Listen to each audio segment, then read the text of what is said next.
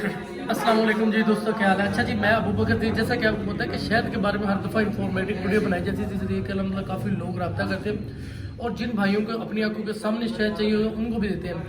तो ये हमारे प्यारे भैया ने मुझसे कॉन्टैक्ट किया था, इनको अलहमदिल्ला ताज़ा शहद जो है ना इनकी आंखों के सामने उतार के दिया और आज इनके शहर में आया है फैसलाबाद में। तो माशाल्लाह इन्होंने हमारे लिए खाने का इंतज़ाम किया है, अल्लाह इनको जज़ाए खैर दे।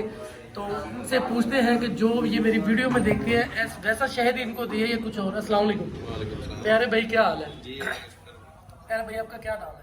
आमिर अली फैसलाबाद से। मतलब फैसलाबाद, अपना थोड़ा सा एड्रेस बताइएगा मेन। हमारा नाजमाबाद मेन एड्रेस जो है ना, नाजमाबाद में। अच्छा, मैंने जो आपको शहद दिया है कैसा लगा वो आपको। जो चीज़ मैं देखता हूँ ना वीडियो में, वही चीज़ दी है भाई ने ना मुझे आंखों के सामने उतार के।